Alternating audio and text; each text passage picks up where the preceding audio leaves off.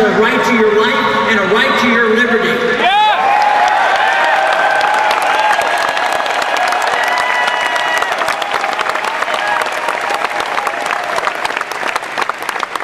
I believe the trends in the school system over the last many decades has been detrimental. And it hasn't been one party. Even in the 50s it started with the federal government getting involved. There is nothing in the Constitution that says the federal government should be involved in education at all.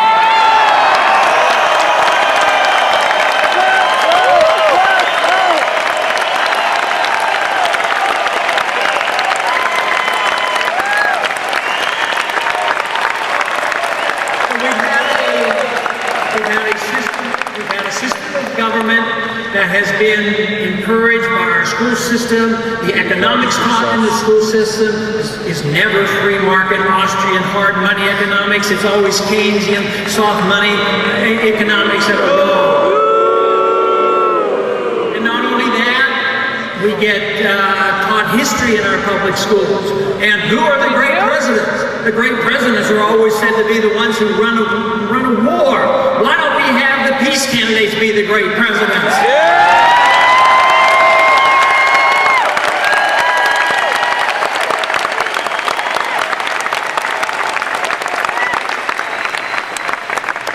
Something else has happened over the many decades, and that is our confusion on what patriotism is all about. Yeah, right on.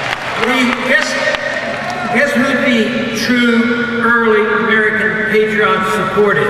They didn't support the current government that they had, and yet today they want you to believe that patriotism means that you support everything the government wants. A true patriot defends liberty and the people.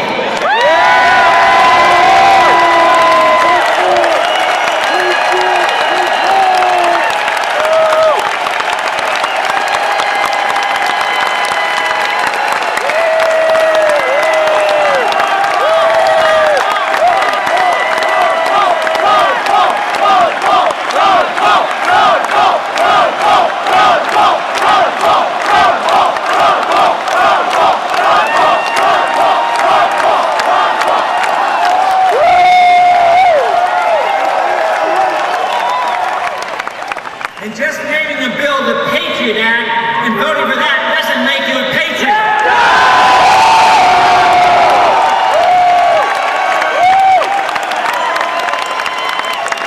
The true patriot will repeal the Patriot Act.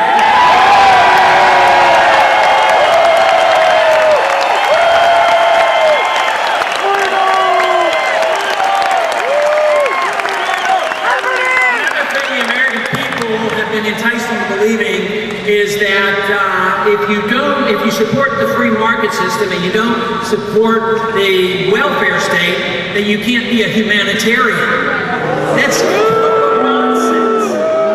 If you really care about your fellow man and you care about prosperity and you care about peace, you have to care about liberty, not socialism and welfareism and corporatism.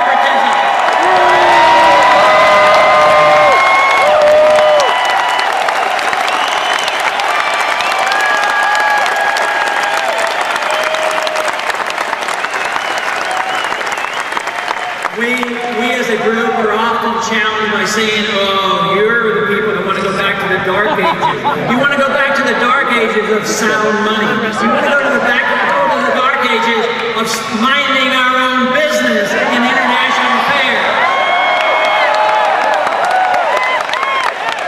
And the real truth is that the old-fashioned ideas is tyranny, and we want to get away from those old-fashioned ideas.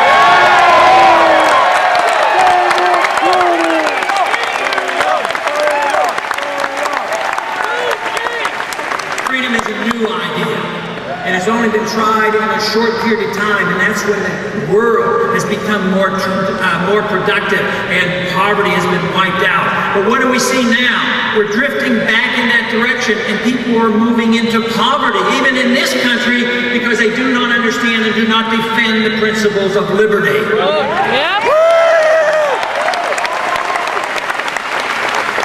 Approximately years ago or so, philosophically, this country accepted the notion that freedom was made up of two parts.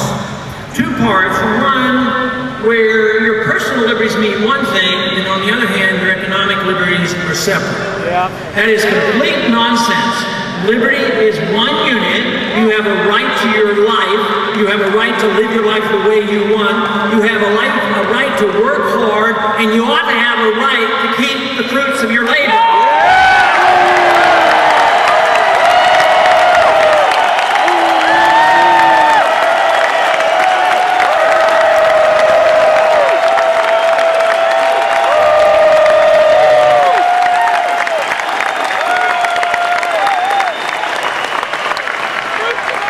One of the debates we were asked as a group, what do you think is the greatest moral crisis that we're facing today in this country?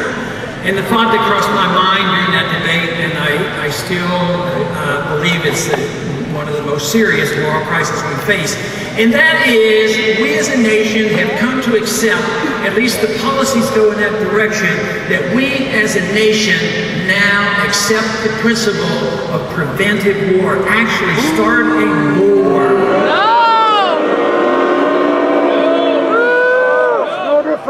There is no moral justification for that, and there certainly is no constitutional justification to fight these many wars that we have been fighting without a declaration of war.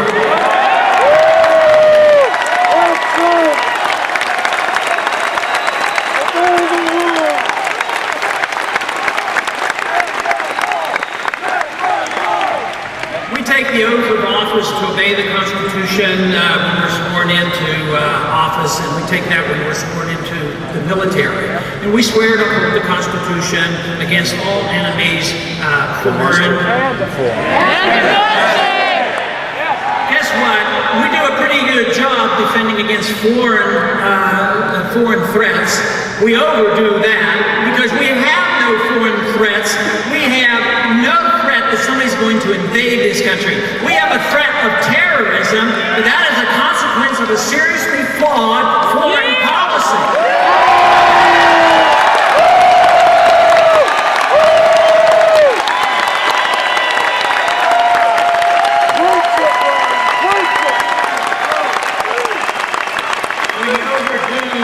We overdo our concerns about our foreign threats, but we do forget about the threat from our domestic conditions that we have here. And since 9/11, our liberties have been threatened. They have been undermined. We are less free since 9/11. We're going in the wrong direction.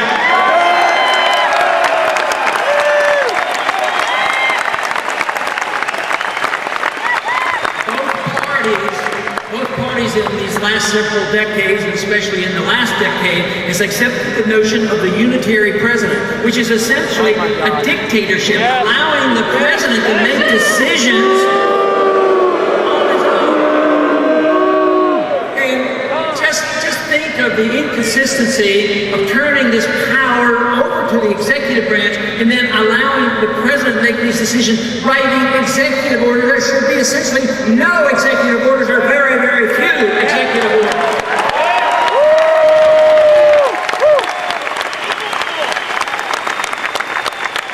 And we can't have a president that goes and takes a bill and arbitrarily writes a signing statement and says, oh, I only like part of this bill, I'm going to ignore the other part. No presidential signing statements to have line item vetoes.